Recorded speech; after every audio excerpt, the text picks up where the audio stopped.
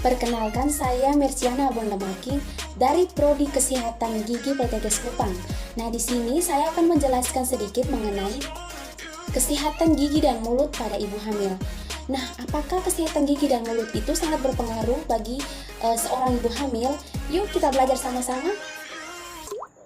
Nah, teman-teman, perlu diketahui bahwa mengapa kesehatan gigi dan mulut itu sangat diperlukan untuk sangat diperhatikan oleh seorang ibu hamil pada saat masa kehamilannya. Yang menjadi alasannya yang pertama yaitu seorang ibu hamil itu kan memerlukan asupan gizi yang tinggi untuk kesempurnaan janinnya, kesehatan janinnya. Nah, di sini mungkin atau barangkali kita melihat kalau ada ibu hamil yang memiliki kondisi rongga mulutnya ataukah kondisi kesehatan gigi dan mulutnya itu kurang sehat atau ada terdapat contohnya itu ada terdapat gigi berlubang. Nah, pada saat mengunyah makanan itu sangat terganggu, bukan? Nah, di situ menjadi alasannya sehingga itu sangat berpengaruh pada nafsu makan seorang ibu hamil. Nah, pada nafsu makan yang kurang itu sehingga asupan gizi yang sangat dibutuhkan, yang harus dibutuhkan itu kurang untuk kesehatan janinnya. Jadi di sini kesehatan gigi dan mulut itu sangat berpengaruh pada kesehatan ibu hamil, terutama pada proses pertumbuhan janinnya. Oke, untuk alasan yang kedua yaitu pada awal masa kehamilan ibu hamil itu akan mengalami perubahan hormon, yaitu hormon estrogen dan hormon progesteron. Nah, hal ini akan mengakibatkan atau menimbulkan rasa mual dan muntah pada pagi hari. Nah, hal ini jika kita tidak mengetahui cara mengatasinya, maka sangat berpengaruh pada kesehatan gigi dan mulut.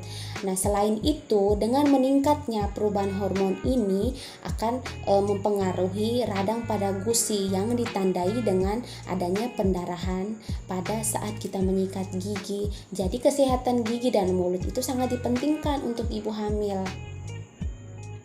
Nah, alasan yang ketiga mengapa kesehatan gigi dan mulut itu sangat dipentingkan pada ibu hamil dikarenakan ada beberapa penelitian telah meneliti bahwa ibu hamil yang memiliki infeksi gigi dan mulut itu sangat berpengaruh pada janinnya, dan di situ akan bisa mengakibatkan lahirnya bayi yang berat badannya kurang dan juga risiko lahir prematur.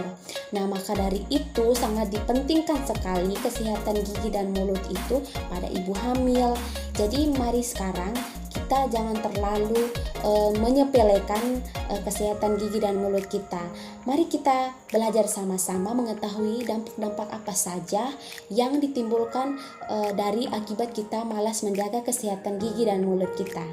Nah, selain perubahan fisik, ibu hamil juga akan mengalami beberapa perubahan pada masa kehamilannya atau berpengaruh pada keadaan rongga mulutnya. Nah, yaitu perubahan hormonal. Nah, pada masa awal kehamilan itu adanya perubahan hormon dan itu akan memicu terjadinya rasa mual dan muntah pada pagi hari. Nah, hal ini akan mengakibatkan dapat terjadinya atau pada saat kita muntah ataukah ibu hamil muntah itu kan di dalam rongga mulut itu kan terasa asam. Nah, hal ini sangat menjadi peluang terbesar bisa terjadinya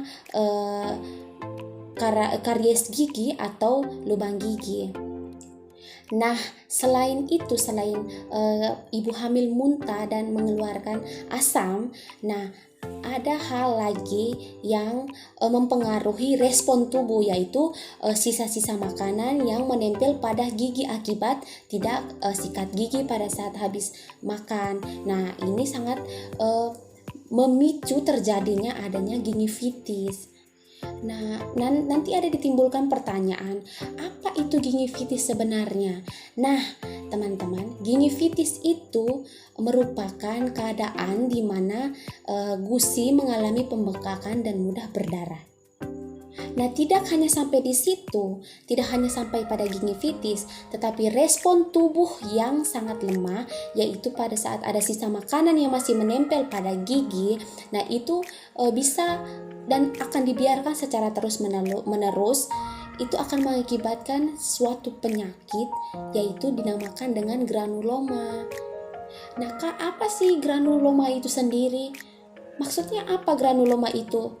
Nah, granuloma itu adalah granuloma itu sendiri, ibu-ibu atau teman-teman bisa melihat sendiri, ada berbentuk seperti bulat yang tumbuh pada gusi yang permukaannya halus merah, berwarna merah, yang di dalamnya kelihatannya seperti nanah yang di dalamnya, dan ini biasa terjadi pada gigi bagian depan. Nah, ini kalau bisa dibiarkan, itu menjadi salah satu penyakit yang sangat serius. Nah, perubahan fisik seperti ini, perubahan yang atau keadaan atau masalah yang dialami oleh ibu hamil seperti ini biasanya terjadi pada trimester pertama pada masa awal kehamilan dan akan menghilang pada waktu setelah melahirkan. Nah, oke teman-teman, selanjutnya saya akan menjelaskan mengenai dampak yang buruk dari kesehatan gigi dan mulut yang kurang dijagai terhadap atau kepada ibu hamil. Nah, ibu-ibu sangat diperlukan untuk mulai dari sekarang lebih memperhatikan kesehatan gigi dan mulutnya, kebersihan kesehatan dan gigi dan mulutnya pada masa awal kehamilan. Nah, karena yang seperti yang tadi saya katakan, saya jelaskan, yaitu jika dibiarkan adanya sisa-sisa makanan atau pelak itu menempel pada gigi akibat kita tidak menggosok gigi, nah itu akan menimbulkan sakit tadi seperti contohnya tadi gingivitis atau peradangan gusi, adanya granuloma yang tumbuh seperti daging yang berbentuknya bulat, bentuknya licin, maksudnya pada saat kita pegang itu rasanya licin dan berwarna kemerahan pada gusi. Nah, itu kalau dibiarkan secara terus-menerus maka akan merusak, dan itu di situ bisa terjadinya karies gigi. Nah, di sini akan berkelanjutan pada jaringan penyangga gigi.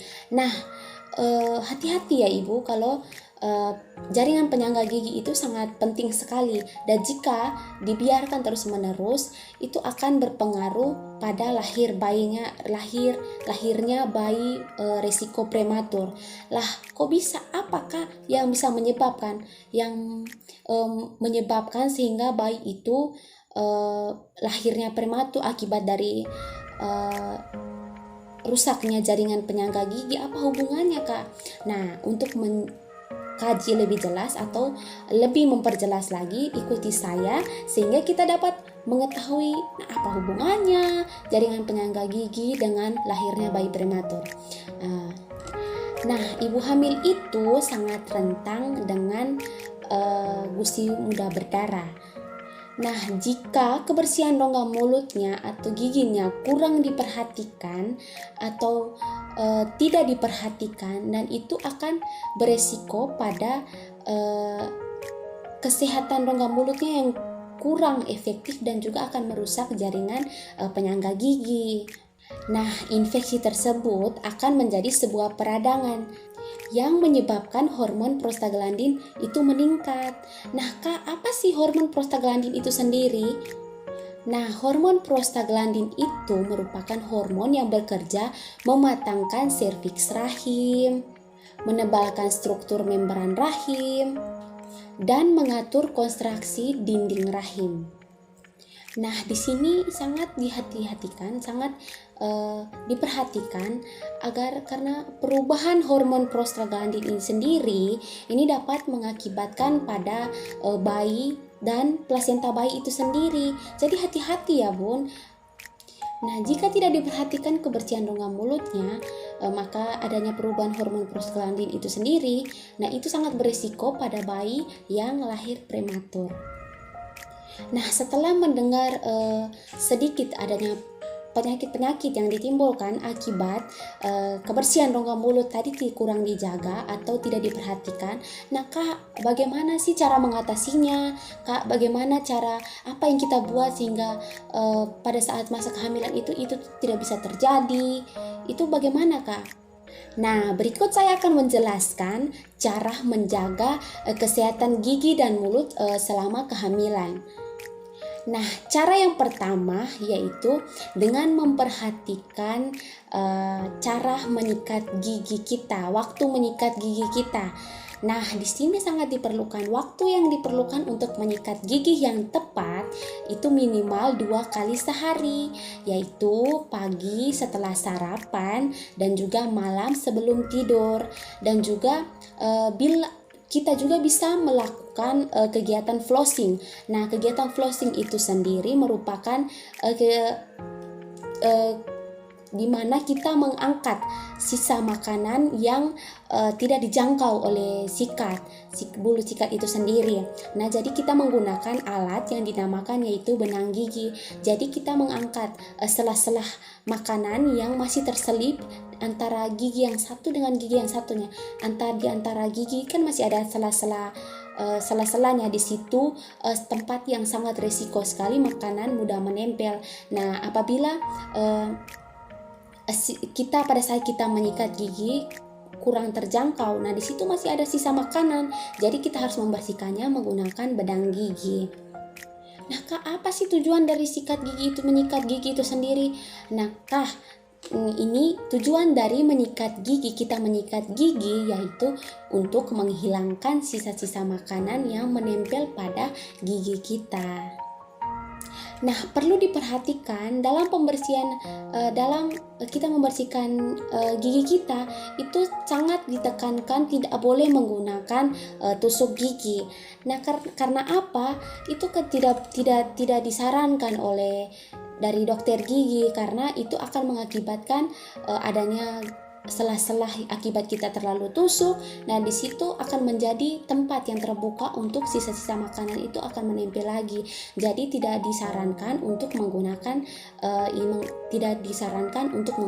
tusuk gigi.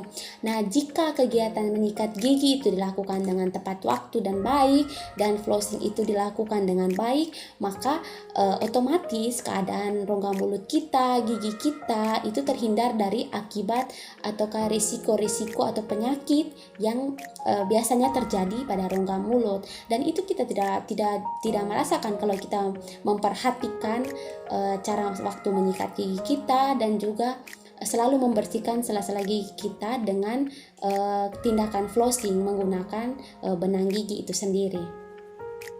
Nah, lalu bagaimana dengan ibu hamil yang mengalami rasa mual atau muntah pada pagi hari? Nah, apakah dia langsung menyikat gigi atau tidak? Nah, di sini sangat disarankan bahwa ibu hamil yang pada pagi harinya muntah atau rasa mual itu tidak disarankan untuk langsung menyikat gigi. Nah, di sini ada cara yaitu ibu hamil itu bisa berkumur-kumur dulu sehingga asam yang ada di dalam rongga mulutnya bisa keluar sehingga tidak pada saat menyikat giginya itu tidak mengeluarkan darah akibat dari peradangan gusi itu sendiri. Nah, itu sangat tidak disarankan bahwa seorang ibu hamil yang habis muntah pada pagi hari itu langsung sikat gigi, itu tidak boleh karena dengan adanya menyikat gigi pada saat setelah muntah itu akan mengakibatkan terkikisnya pada gigi. Jadi tidak boleh disarankan pada ibu hamil yang setelah muntah langsung sikat gigi. Nah, jadi caranya yaitu setelah muntah bisa Nah, cara yang tepat yaitu pada saat setelah muntah itu ibu bisa berkumur-kumur terlebih dahulu sehingga keadaan rongga mulut itu bisa menjadi normal baru bisa menyikat gigi. Nah, cara yang kedua yaitu selain kita memperhatikan waktu menyikat gigi kita yang baik dan tepat dan menggunakan tindakan flossing, ibu juga harus memperhatikan asupan gizi yang dimakan, makanan yang bergizi yang dimakan itu seimbang atau tidak. Nah, untuk menentukan pertumbuhan gigi pada janin ibu atau kesehatan janin ibu itu sangat disarankan mengonsumsi makanan yang mengandung vitamin, protein, kalsium dan fluor dan juga karbohidrat. Nah, karbohidrat itu seperti nasi atau makanan lain pengganti nasi itu seperti ubi, roti, dan kentang. Dan makanan yang mengandung protein itu seperti ikan-ikan, daging-daging, tempe, tahu, dan juga susu. Dan sangat diperlukan juga yaitu makanan yang mengandung vitamin A, B, C, dan D. Nah, untuk makanan yang mengandung vitamin itu bisa dilihat dari buah-buahan, sayur-sayuran, dan juga kacang-kacangan. Dan juga sangat disarankan ibu hamil lebih mengonsumsi makanan yang mengandung kalsium dan fluor. Nah, gunanya kalsium dan fluor itu demi untuk penyempurnaan pembentukan gigi pada bayi yang lahir. Maksudnya bayi ibu. Itu sangat diperlukan makanan ini demi penyempurnaan pertumbuhan gigi.